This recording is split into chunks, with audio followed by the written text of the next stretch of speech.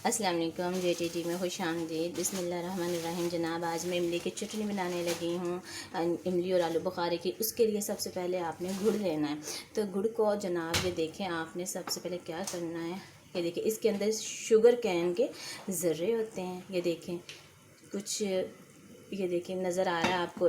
इसलिए आपने सबसे पहले पानी के अंदर गुड़ को डाल के, आपने जितनी भी बनानी है उस हिसाब से गुड़ डालें। उस हिसाब से गुड़ डालने के बाद आपने इस तरह चाशनी बना लेनी है, ठीक है। और उसके बाद आपने अच्छे से इसको पुन लेना है, वरना ये ज़र्रे जो हैं वो आएंगे चटनी में, अच्छे नहीं लगेंगे।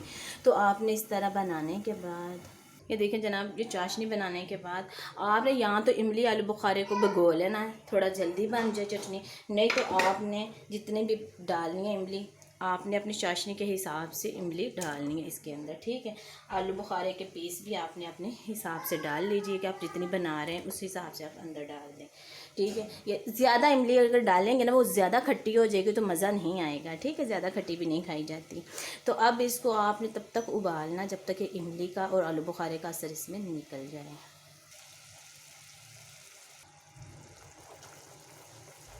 अच्छे से इसका आपने उबालना है। ज़्यादा बेहतर होगा कि आप इसको पहले भिगो के रख लें। अच्छा जी, ये देखें मैंने काफ़ी देर तक इसको पकाया है। तो इसको पकाने के बाद ये देखें इमली से पता चल जाएगा आपको कि इसका असर भी निकल गया है। तो ठीक है, जब इस ये होता है थोड़ा लिक्विड ही, अगर ये ज़्यादा लिक्विड है तो आपने जनाब मैदा लेना है। मैदा लेके आपने थोड़ा सा पानी के अंदर उसको अच्छे से मिक्स करना है।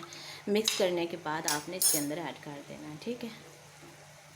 आपने मैदा ऐड करते जाना है, साथ साथ नीचे स्पून हिलाते जाना है। और जब आपने मैदा इसके अंदर डाला, आप थोड़ा ज़्यादा बना लें, लेकिन ज़रूरी नहीं कि आप सारा ही डाल लें, आप नीचे से देखते जाएं कितनी ज़रूरत है।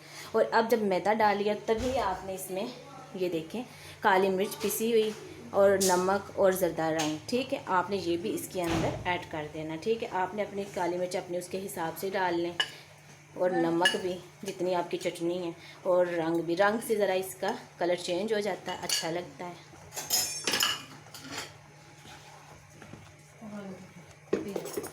जी आप रखते हैं। अच्छा जी, ये देखें इसका कलर भी चेंज हो गया। आप चाहें तो रेड कलर डाल लें, आप चाहें तो चावलों वाला कलर डाल लें, आपको जो भी अच्छा लगे।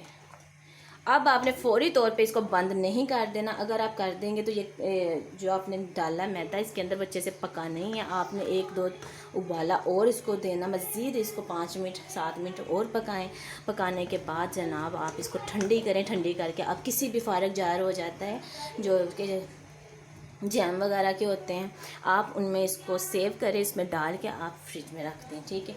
आप इसको जब मर्ज़ी इस्तेमाल करें। जब भी आप चिप्स बनाते हैं, फ्रेंच फ्राइज़ बनाते हैं, आप कोई भी चीज़ इस तरह की बनाएं, पकौड़े बनाएं, किसी भी चीज़ के साथ आप इसको खाएं तो इसका बहुत मज़ा आता है जनाब। लेकिन इसको ठंडा करके फिर आपने रखना है, जार में अंदर डालना है, तो ये महीनों चलती है, यह जल्दी ख़राब नहीं होती।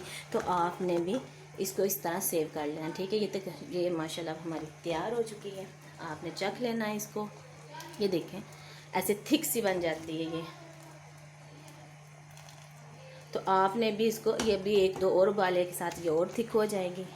तो आपने जनाब इस तरह बना के इसको आपने सेव कर लेना है और इसको जैसे मर्ज़ी दूसरी चीज़ों के साथ खाएं, माशाल्लाह बहुत मज़ा आता है।